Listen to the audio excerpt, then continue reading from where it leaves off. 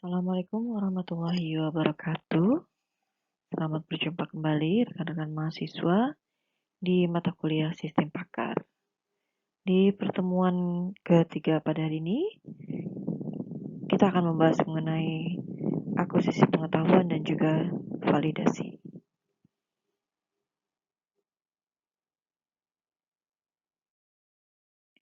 Tujuan pembelajaran yang diharapkan dari materi pembelajaran pada hari ini adalah mahasiswa memahami tahapan dari knowledge acquisition dan juga melakukan validasi dan verifikasi terhadap sistem yang dibuat. Sebelumnya mungkin kita akan membahas mengenai knowledge engineering, ya di mana di dalam tahapan rancangan pengetahuan ini merupakan proses mendapatkan pengetahuan yang bersumber dari pakar dalam membangun basis pengetahuan. Knowledge engineering ini melibatkan kerjasama pakar manusia dalam domain tersebut dengan seorang knowledge engineer, di mana knowledge engineer ini akan melakukan pengkodean dan juga mengeksplisitkan aturan atau prosedur lain yang digunakan pakar manusia dalam memecahkan persoalan real. Kemudian knowledge engineer ini bisa ditampilkan dari dua pendekatan nyata atau dua perspektif, di mana ada narrow perspektif atau bisa juga disebut sebagai perspektif sempit, di mana knowledge engineer ini akan menangani akuisisi, representasi, validasi, inferensi, explanation, dan juga maintenance. Sedangkan kalau kita lihat dari sisi wide perspektif atau perspektif yang luas, knowledge engineer ini mendeskripsikan seluruh proses dalam pengembangan dan pengaturan dari artificial intelligence. Kemudian kita bisa menggunakan narrow definition, ya, di mana ini berhubungan dengan cooperation di dalam kepakaran manusia dan juga adanya efek dari sinergistik, ya, di dalam proses knowledge engineer. Nah, ini adalah tahapan dari knowledge engineering. Kalau kita lihat di sini ada tahapan akuisisi, validasi, representasi, inferensi, kemudian ada mesin penjelasan dan juga justifikasi. Jadi kalau kita lihat di sini tahapannya, ya, ketika akan dibuat sebuah sistem pakar, berarti kita membutuhkan sumber dari pengetahuan, ya. Ini bisa bersumber dari expert, ya, atau bisa juga bersumber dari dokumen lainnya, ya, bisa buku, sumber dari internet, prosedur, aturan, ya, manual book dan sebagainya. Kemudian ada proses melakukan akuisisi pengetahuan. Nah, di sini adalah tahapan kita, ya, saat ini melakukan akuisisi pengetahuan, ya. Nah, di tahap akuisisi pengetahuan ini nanti akan dilakukan proses representasi pengetahuan yang dimana kita membutuhkan encoding, ya, dari pengetahuan yang kita dapat dari pakar untuk bisa direpresentasikan dalam bentuk yang bisa disimpan ke dalam basis pengetahuan. Nah, kemudian kalau kita lihat, ya, di basis pengetahuan ini ada knowledge validasi, ya, jadi ini ada test case-nya. Apakah sudah sesuai dengan aturan dan sebagainya? Kemudian akan dilihat juga, ya, apakah test case yang ada ini, ya, kita bisa lihat dari dua arah, ya. Jadi kita bisa membuktikan bahwa basis pengetahuan ini sudah cukup atau belum, ya. Ini bisa dilengkapi dari sumber pengetahuan yang ada. Nah, di basis pengetahuan ini juga ada explanasi justification, ya. Jadi ada penjelasan dan juga justifikasi yang memang disimpan di dalam basis pengetahuan sehingga bisa dilakukan proses inferensi, ya, penarikan kesimpulan. Nah, kemudian skop dari pengetahuan. Jadi kalau kita lihat, ya, akuisisi pengetahuan ini adalah ekstraksi, ya, pengetahuan yang berasal dari kepakaran dan ini bisa ditransfer ke dalam basis pengetahuan, ya, terkadang juga disimpan di mesin inferensi. Ya, jadi knowledge ini berisi dari fakta, prosedur, dan juga aturan. Ya, jadi di dalam pengetahuan ini sendiri, ya, ini kita bisa lihat ya bahwa untuk membangun pengetahuan ini pasti adanya fakta-fakta, adanya aturan-aturan, dan juga adanya prosedur ya yang berjalan sehingga kita bisa membangun atau membentuk sebuah pengetahuan. Nah, kemudian sumber pengetahuan ini bisa berasal dari sumber terdokumentasi ya, bisa berupa buku, manual, atau tidak terdokumentasi. Nah, ini di pikiran manusia yang agak sulit ya ketika kita eh, mau mengambil pengetahuan ya atau mengekstrak pengetahuan yang dimiliki. Jadi bisa dari manusia ataupun bisa dari mesin. Ya, atau kita bisa melakukan akuisisi dari database. Ya, kalau saat ini mungkin dengan perkembangan teknologi ya, informasi dan komunikasi, ini pemanfaatan database, penggunaan data gitu ya, ini bisa kita lakukan proses akuisisi. Atau bisa juga melalui sumber internet. Ya, ini beberapa sumber pengetahuan. Nah, kemudian di sini ada knowledge level ya, ada silo knowledge atau ini disebut juga pengetahuan yang ada di level permukaan. Ya, jadi representasi informasi level permukaan yang dapat digunakan untuk menangani situasi yang sangat spesifik. Ya, nah representasi ini misalkan merepresentasikan hubungan input-output sistem. Ya, misal contoh, jika kehabisan bensin di mobil, maka mobil tidak dapat dinyalakan. Ya, nah ini mungkin kalau kita lihat ya ini masih di level permukaan sekali ya, karena kalau nggak habis bensin berarti mobil tidak dapat dinyalakan, ini secara umum ya, seperti itu. Atau kita bisa juga melihat pengetahuan berdasarkan kedalaman ya, deep knowledge. Di deep knowledge ini pemecahan masalah manusia didasarkan pada pengetahuan yang mendalam terhadap suatu situasi. Adalah struktur internal dan kausal sistem dan juga melibatkan interaksi antar komponen sistem. Jadi dia ini lebih dalam gitu ya untuk deep knowledge. Nah, misalkan contohnya seperti ini. Ya. Jadi kalau mobil misalkan gitu ya, memiliki tangki gas untuk menyimpan bensin ya. Bensin ini mengalir melalui pipa terhubung ke pompa gas. Ya, ada karburatornya juga, ada filternya juga gitu ya. Kemudian karburator memompa gas gitu ya. Sehingga apa? Sehingga mobil ini bisa berjalan. Ya, misalkan ini adalah sistem gas mobil. Jadi banyak sekali pengetahuan yang harus dimiliki. Kemudian di sini ada kategori utama dari pengetahuan ya. Jadi pengetahuan ini bisa merupakan atau bersifat deklaratif, bersifat prosedur atau meta knowledge. Ya, ini kategori utama dari sebuah pengetahuan.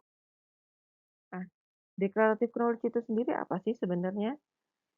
Merupakan representasi deskriptif dari pengetahuan. Nah, deklaratif ini bersifat shallow ya atau level permukaan. Nah, ini sangat penting pada tahap awal akuisisi. Misal, atau contoh terdapat asosiasi positif antara merokok dan juga kanker. Kok ini kanker pengetahuan?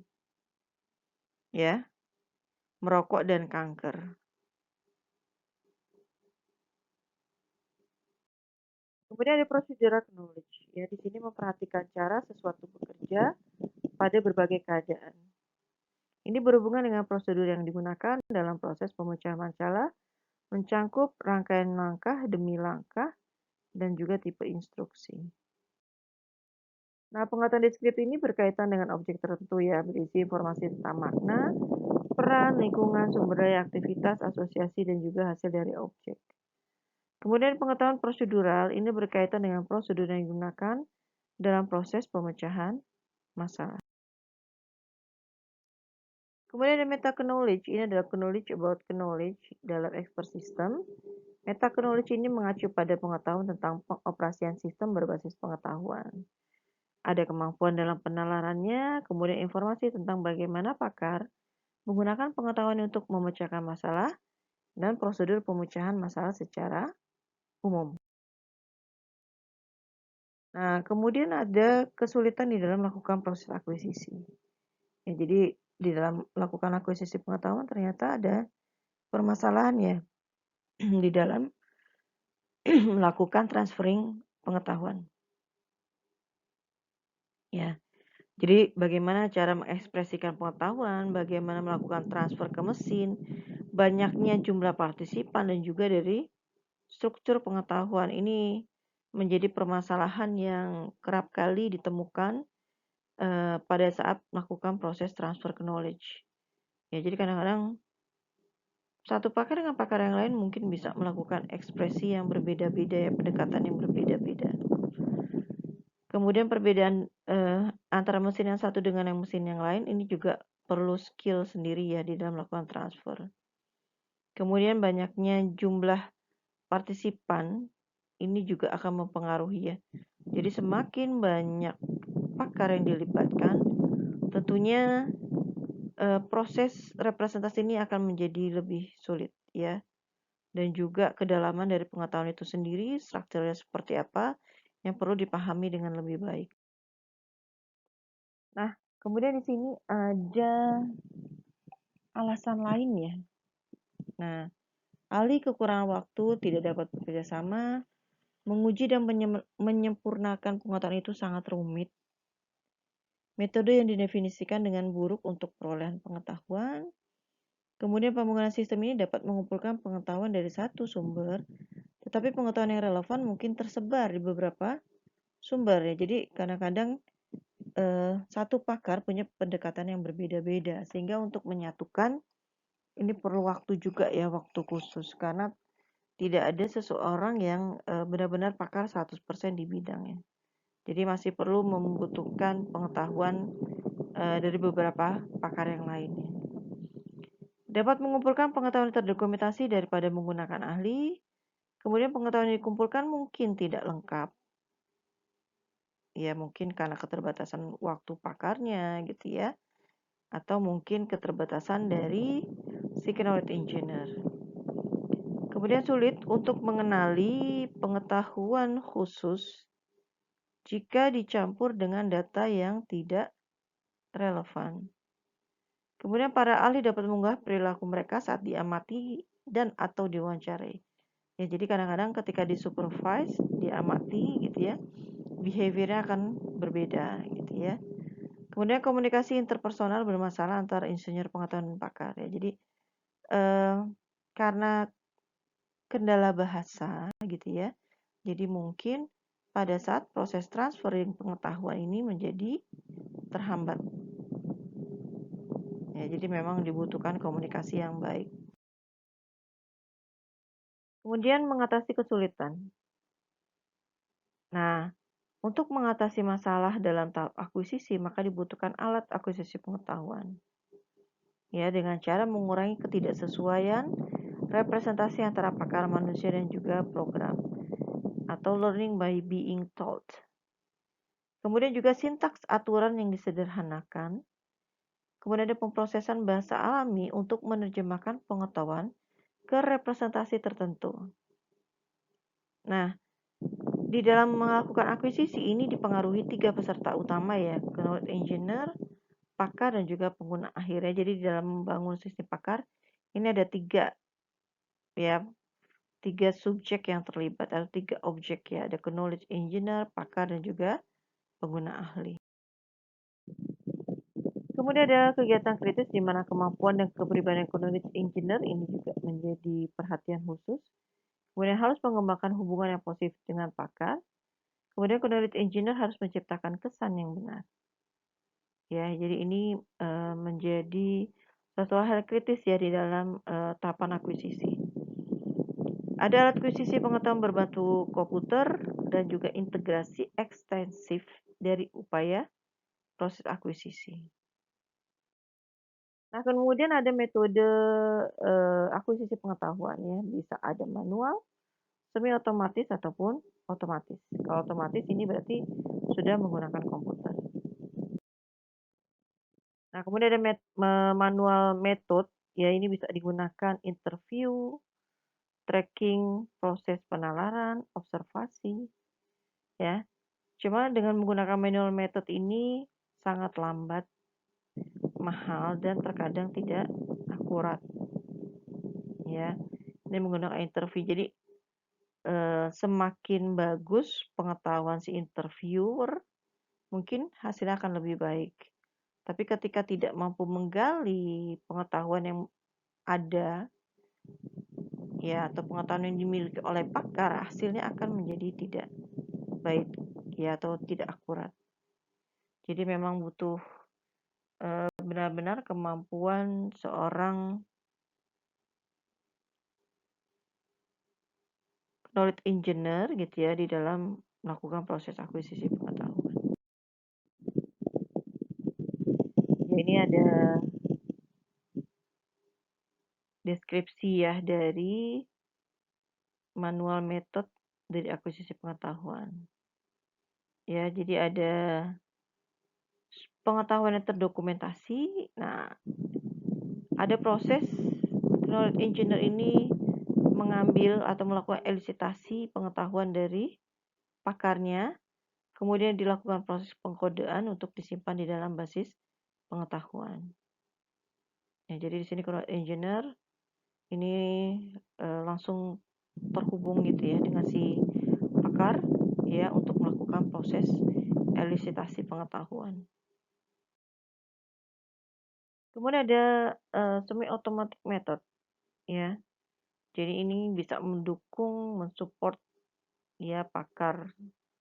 Kemudian juga membantu knowledge engineers ya di dalam proses akuisisi pengetahuan.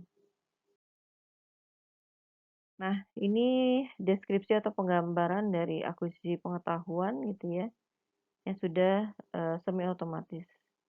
Ya, jadi expert driven knowledge acquisition, akuisisi pengetahuan berbasis ahli. Jadi kalau kita lihat ya di sini sudah ada pendukung ya menggunakan komputer. Ya, jadi interviewnya ini ada alat bantu yang digunakan. Jadi kalau kita lihat ya di sini knowledge engineer dengan expert ini tidak secara langsung, tapi melalui sebuah sistem komputer. Nah, jadi knowledge engineer ini akan menyiapkan ya kuesioner ya ataupun pertanyaan-pertanyaan yang dibutuhkan yang disimpan di dalam komputer. Kemudian nanti expert akan berkomunikasi gitu ya dengan bantuan komputer ya. Kemudian lakukan proses pengkodean ya, coding program baru disimpan di dalam basis pengetahuan. Nah, kemudian ada metode otomatis. Ya, jadi expert dan atau ya code engineers rules ini diminimize atau dieliminasi. Ya, kemudian ada induksi yang digunakan. Nah, jadi kalau kita lihat di sini ada induction driven knowledge acquisition.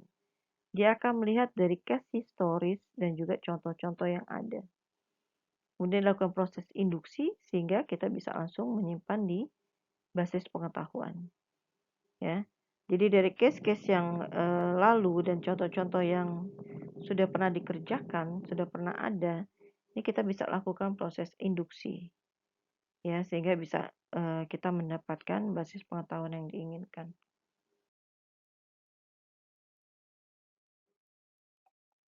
Nah, kemudian ada knowledge modeling. Jadi di sini ada model pengetahuan ini memandang akuisisi pengetahuan sebagai konstruksi model perilaku pemecahan masalah. Model dalam istilah pengetahuan bukan representasi. Jadi dapat menggunakan kembali model di seluruh aplikasi. Kemudian tracking method, ya, jadi teknik yang mencoba melacak proses penalaran dari seorang ahli. Dari psikologi kognitif, ya. Ini metode formal yang paling umum digunakan adalah protokol analisis. Nah, analisis ini merupakan gitu ya, kalau kita lihat definisinya protokol adalah catatan atau dokumentasi dari proses informasi langkah demi langkah pakar dan juga perilaku pengambilan keputusan. Ya, pakar di sini melakukan tugas nyata dan juga mengungkapkan proses pemikirannya. Nah, kemudian ada metode yang lain ya di dalam manual method ya, observasi dan manual method lainnya. Ya, bisa melalui observasi atau melakukan observasi terhadap pekerjaan dari si pakarnya. Kemudian bisa juga metode manual yang lainnya ada case analysis, critical incident analysis, discussion with the users, commentaries, conceptual graph and models, brainstorming, prototyping, multidimensional scaling, Johnson hierarchical clustering, dan juga bisa dilihat berdasarkan performance review. Kemudian ada expert driven methods ya. Nah, menurut engineer ini biasanya kurang pengetahuan tentang domain. Ya, kemudian mahal, mungkin memiliki masalah berkomunikasi dengan pakar. Sehingga apa? Akuisisi pengetahuan mungkin menjadi lambat, mahal, dan tidak dapat diandalkan. Nah, bisakah menurut engineer ini menjadi atau bisakah pakar ini juga menjadi menurut engineer? Nah, ya, kemarin kita pelajari bahwa apabila mungkin domainnya yang dipahami oleh si knowledge engineer, mungkin dia bisa saja menjadi expertnya kan gitu ya. Tapi kalau di luar apa yang dia pahami ya berarti memang harus mencari pakarnya sendiri.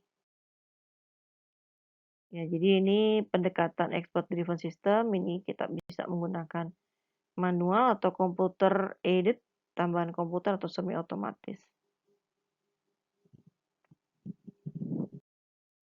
Nah, metode manual ya ada laporan pribadi pakar. Nah, masalah dengan laporan dan juga kuesioner ahli. Membutuhkan ahli untuk bertindak sebagai insinyur pengetahuan, laporan bisa bersifat bias. Para ahli sering menggambarkan ide dan strategi baru dan belum teruji. Kemudian para ahli kehilangan minat dengan cepat. Pakar harus mahir dalam diagram alur.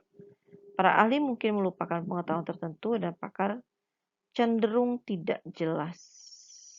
Ya. Nah, kemudian keuntungan. Ya.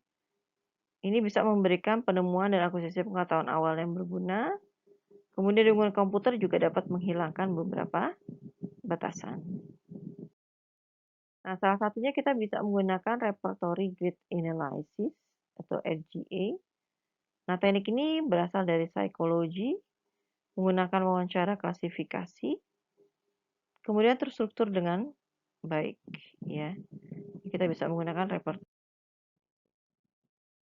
Nah, grid ini berdasarkan model pemikiran manusia, ya. Jadi personal construct theory. Setiap orang adalah ilmuwan pribadi yang berusaha memprediksi dan mengendalikan peristiwa. Jadi bisa membentuk teori, menguji hipotesis, menganalisis hasil eksperimen. Pengetahuan dan persepsi tentang dunia, domain atau masalah diklasifikasikan dan dikategorikan oleh masing-masing individu sebagai model perseptual pribadi. Ya, kemudian setiap individu ini bisa mengantisipasi dan kemudian bertindak. Cara kerja RGA ini pakar mengidentifikasi objek penting dalam domain keahlian. Ya, ini bisa dilakukan dengan cara wawancara. Kemudian ahli mengidentifikasi atribut pentingnya.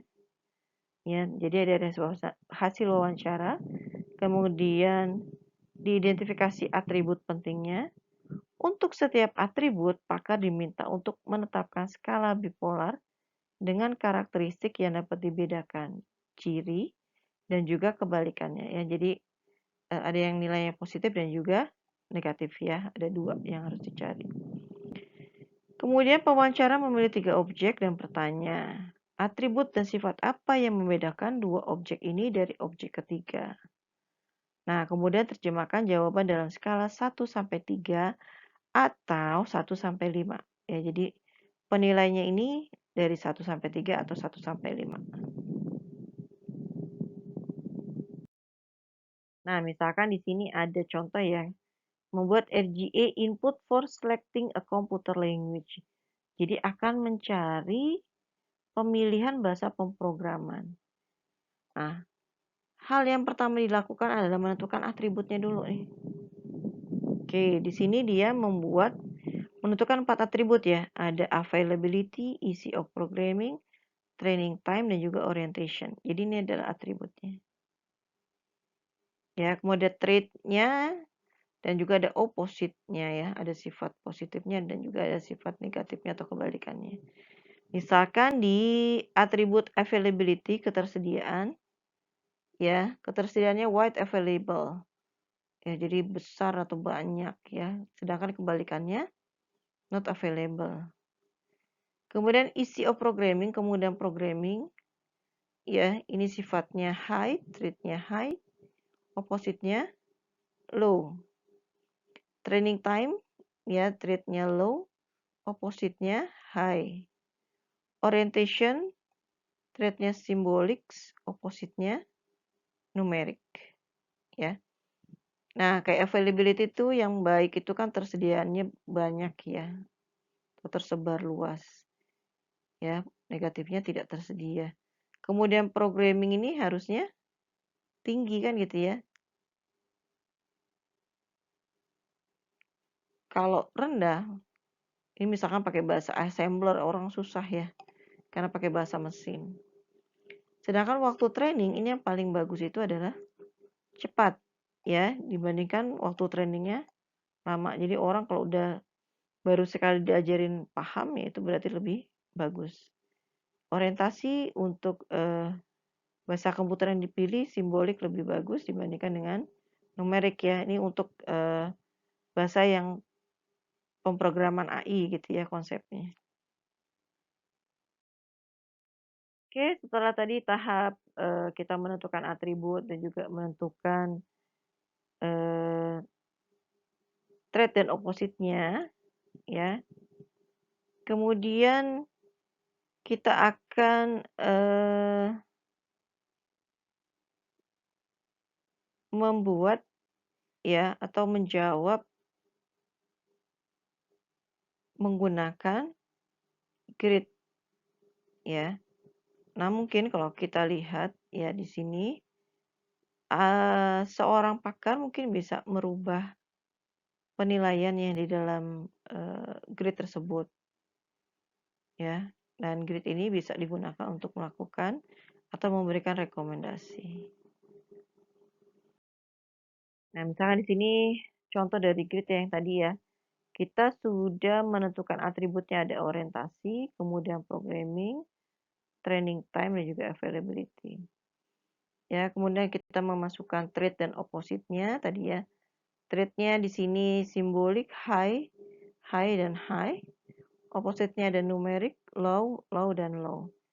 Nah, kemudian tadi ya orientasi yang terbaik untuk programming AI ini adalah simbolik. Jadi kita kasih nilai yang terbesar 3, yang terkecil 1. Kemudian programan juga sama ya. Kalau dia mudah diprogram berarti nilainya terbesar. Kalau sulit kasih nilainya yang paling kecil. Kemudian waktu training. Kalau waktu trainingnya rendah dia nilainya tinggi dikasih 3. Sedangkan kalau training time-nya high dia dikasih 1. Kemudian untuk ketersediaan ya. Ini kalau mudah atau banyak ini dikasih nilai 3, kalau rendah dikasih nilai 1. Nah, kemudian kita cari ya, setelah kita tentukan tadi atribut dan juga trait dan opposite, ya opposite-nya. Kemudian kita cari beberapa alternatif lagi nih bahasa yang kita gunakan. Nah, di sini sudah ada nih, ada Lisp, ya ada Prolog, C++ dan COBOL gitu ya misalkan ya. Nah, kita tentukan nih bahasanya apa aja ya. Kalau sekarang mungkin bisa pakai Python misalkan gitu ya. apakah C gitu ya, ini bisa kita gunakan. Jadi setelah kita tentukan nih bahasa yang mau kita gunakan apa, kemudian kita lempar nih misalkan ke pakar. Nah, pakarnya tinggal nulis, LIPS ini orientasinya apa ya? Simbolik atau numerik? Oh, LIPS itu simbolik, nilainya 3. LIPS ini mudah diprogram nggak ya? Oh, dia mudah, dikasih nilai 3. LIPS ini waktu trainingnya tinggi atau rendah ya? Oh, ternyata tinggi. Ya, dikasih nilai 1. LIPS ini ketersediaannya bagaimana ya? Oh, ternyata rendah. Ya, atau sulit, dikasih 1. Kemudian prolog juga sama. Ini prolog orientasinya apa ya? Oh, prolog ini simbolik. Kasih nilai 3.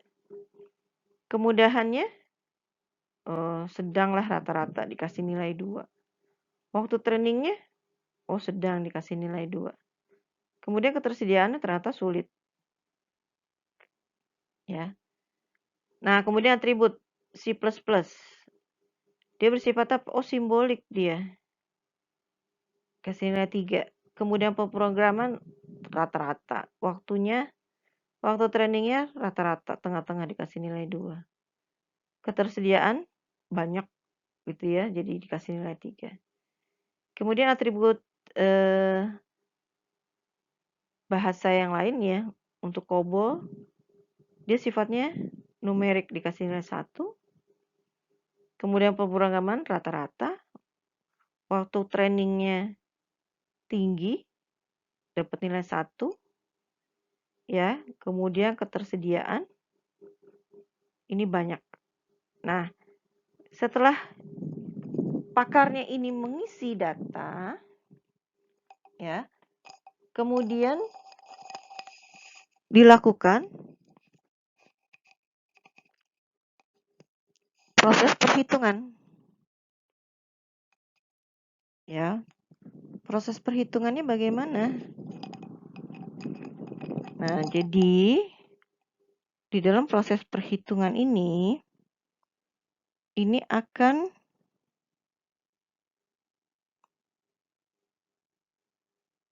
ya, dalam satu baris ini akan dijumlahkan ya. 3 plus 3 plus 1 plus 1. Dapat nilai 8.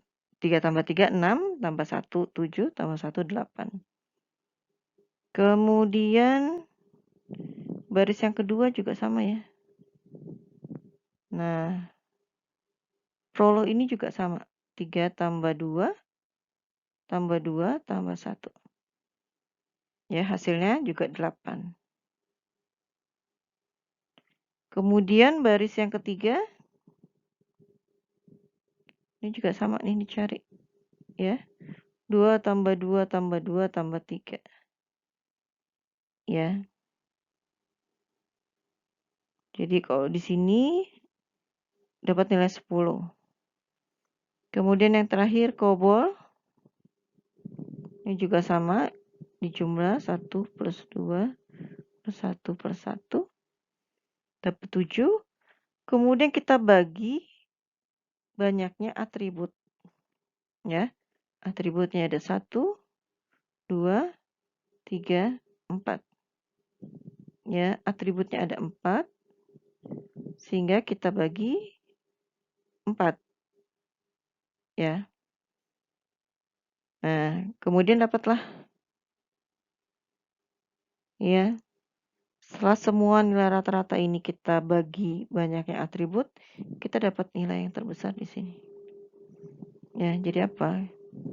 Kita akan memilih bahasa pemrograman C++. Oke ya, jadi ini proses mencari dengan menggunakan SGA. Atau bisa juga menggunakan case for induction, pakai knowledge map ya. Jadi misalkan ini ada annual applicant, ya misalkan di sini ada Mr. White, Mr. Green, Mr. Smith, Mr. Rich, ada income, ada asset, ada age, ada dependence dan juga decision. Ya, nanti kita bisa membuat induction gitu ya, dari kasus-kasus yang ada. Kemudian bagaimana ya kita bisa melakukan seleksi dari metode akuisisi pengetahuan yang baik, ya, yang cocok atau sesuai. Nah, tujuan sistem akuisisi pengetahuan ideal adalah melakukan interaksi langsung dengan pakar tanpa conduit engineer. Kemudian ada penerapan untuk domain masalah yang hampir tidak terbatas. Kemudian ada kemampuan tutorial, kemampuan untuk analisis pekerjaan yang sedang berlangsung untuk mendeteksi ketidakkonsistenan dan kesenjangan dalam pengetahuan. Kemudian kemampuan untuk menggabungkan berbagai sumber pengetahuan. Kemudian antarmuka yang ramah pengguna dan antarmuka yang mudah dengan alat sistem pakar yang berbeda. Ya, sehingga ada akuisisi hybrid ya atau dengan menggunakan pendekatan lain. Kemudian ada knowledge acquisition from multiple expert ya. Jadi tujuan utamanya menggunakan banyak pakar ya. Karena apa? Dengan banyaknya pakar akan lebih memahami domain dari pengetahuan, kemudian bisa meningkatkan validitas basis pengetahuan, konsistensi, kelengkapan, akurasi, dan relevansi, memberikan produktivitas yang lebih baik, identifikasi hasil yang salah dengan lebih mudah, alamat domain yang lebih luas, untuk menangani masalah yang lebih kompleks dan menggabungkan kekuatan pendekatan penalaran yang berbeda. Ya. Kemudian ada manfaat dan masalah dengan banyak pakar tentunya ya. Jadi sebenarnya kalau kita lihat ya, segala sesuatu metode atau pendekatan ya ini pasti ada kelebihan dan kekurangan. Nah, bagaimana menangani multiple expertise ya? Gabungkan beberapa baris penalaran melalui metode konsensus. Jadi kesepakatan bersama.